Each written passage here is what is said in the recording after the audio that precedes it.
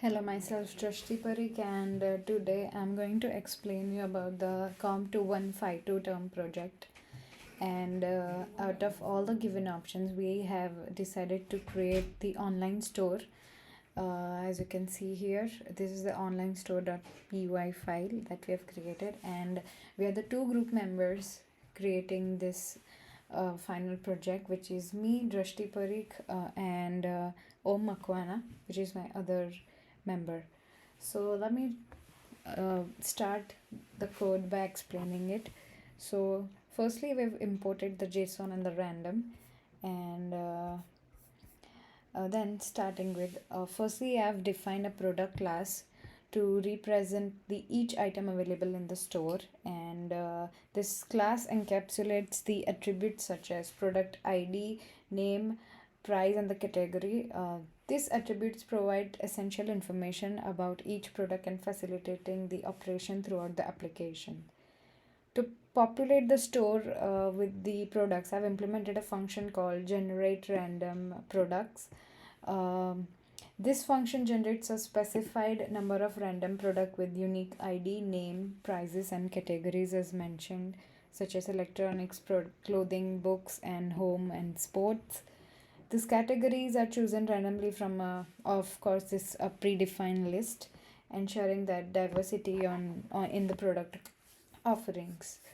Then further, next I've included a functionality to save the generated products to a JSON file using the save product function, which takes products and file name as an argument, and then I've created the product data array list in which I've just pushed every product data to the array, including the name, ID, price, and the category, and I've given the file name as file.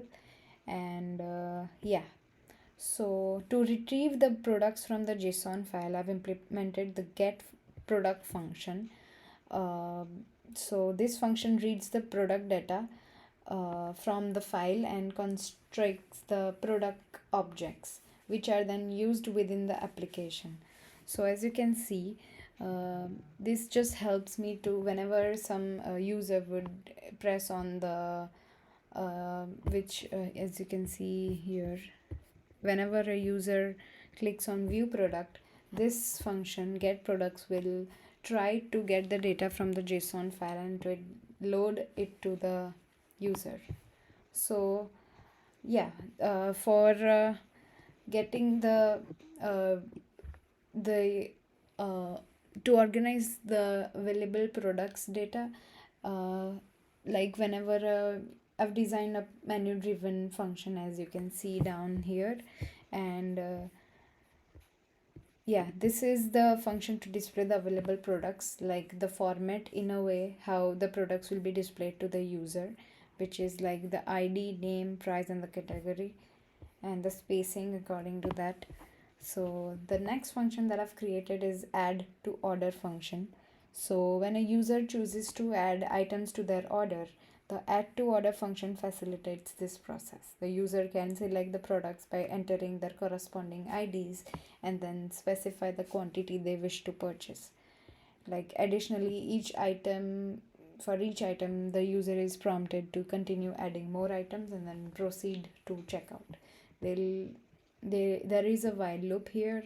When if the user says no, they don't want any more products to added in their cart, they would be directed to the main menu. Until that, they'll be asking continuously that if they want to enter more items or no. Now, to calculate the total amount they would purchase, I've just simply created the total price, which would sum up the item price into the quantity they are buying. Then I've created a generate receipt function, which will create the receipt for the total purchase of a customer, including like if the total price is less than $75, $10 shipping fee will be charged, which is around like 9.99 cents. And then if and the total tax of 13% would be applied here to their cost. Next, this is the main function. In a way, this is my menu driven function which will be displayed to the customer, and if they want to view products, I've given here displaying the products function. If they want to add to order, I've given the add to order function here, and then if they want to check out, the user will be able to check out, and the receipt will also be displayed there, and the function for to exit the program.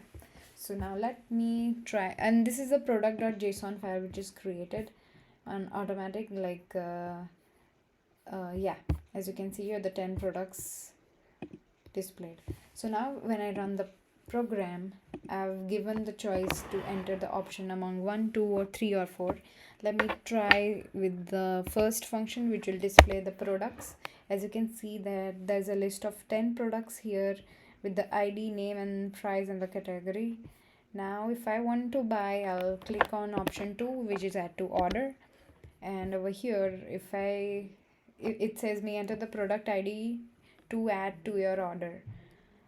So I'll just click on, like, I'll just enter the fourth product and it will ask me the quantity I want to buy. I'll say 6 items. So yeah, it says that 6 of product 4s are added to your order.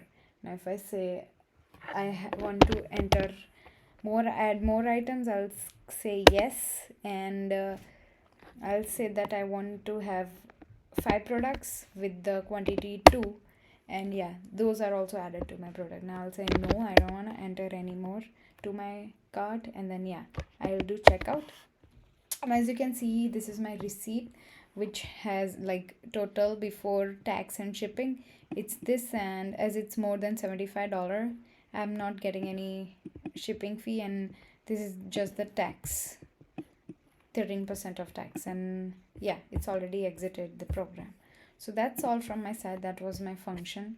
That was my online store, and that's all from my side. Thank you for your time, and thanks a lot.